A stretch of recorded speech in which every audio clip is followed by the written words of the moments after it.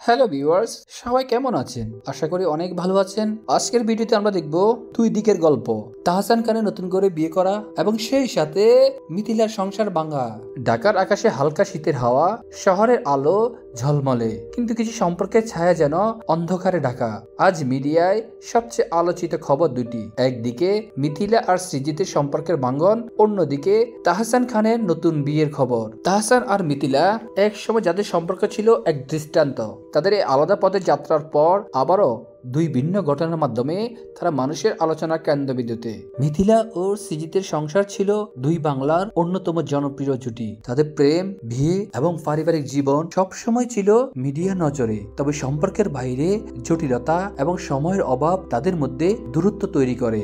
মিথিলা একজন স্বাধীন চেতা নারী। তার কাজ, তার আদর্শ এবং তার মেয়ে আয়রা সবসময় তার জীবনের কেন্দ্রে ছিল। কিন্তু সৃজিতের সঙ্গে তার জীবনের যে সুখ শান্তি ছিল তা ধীরে ধীরে ফিকে হতে শুরু করে। তাদের সম্পর্কে সবচেয়ে বড় চ্যালেঞ্জ ছিল দূরত্ব।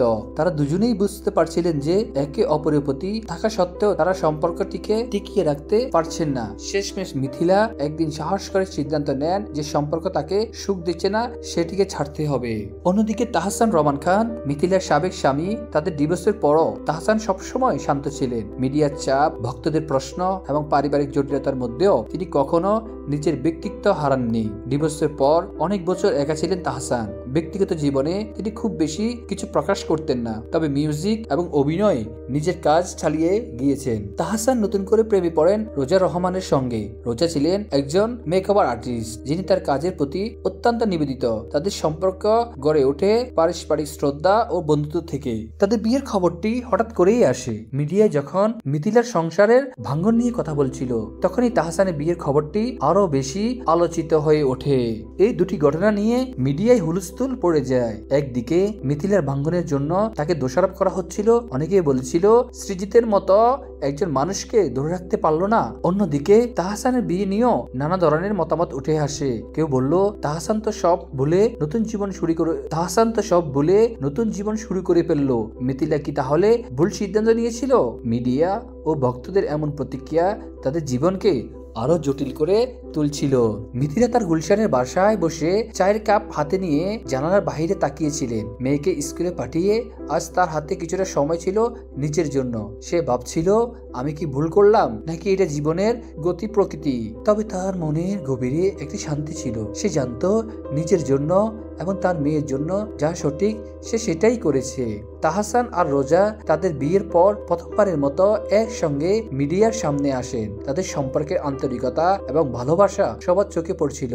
তাহসান একটি সাক্ষাৎকারে বলেছিলেন, জীবনের দ্বিতীয় সুযোগ পাওয়া খুব গুরুত্বপূর্ণ। আমি রোজার সঙ্গে এই নতুন অধ্যায় শুরু করে খুব খুশি। তাহসান জানতেন তার ভক্তরা মিথিলার সঙ্গে তার সম্পর্ককে আজও মনে করেন, তবে তিনি বিশ্বাস করতেন জীবন এগিয়ে নেওয়াই সঠিক সিদ্ধান্ত।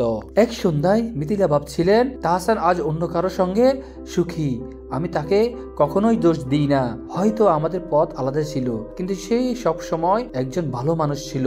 অন্যদিকে তাহসান ভাবছিলেন, মিথিলা তার নিজের মতো করে সুখ খুঁজছে। আমি চাই সে ভালো থাকুক। আমাদের সম্পর্ক হয়তো শেষ হয়েছে, কিন্তু তার প্রতি আমার শ্রদ্ধা আজও আছে।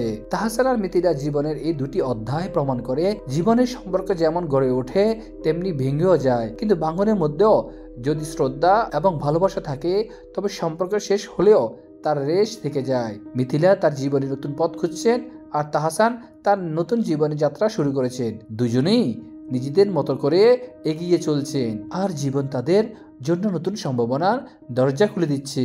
ভিউয়ার্স, আপনাদের কি অভিমত তা অবশ্যই আমাদের কমেন্টে জানাবেন। পরবর্তী আপডেট পেতে আমাদের সাথেই থাকবেন, আর চ্যানেলটিকে অবশ্যই সাবস্ক্রাইব করে দিবেন। ধন্যবাদ।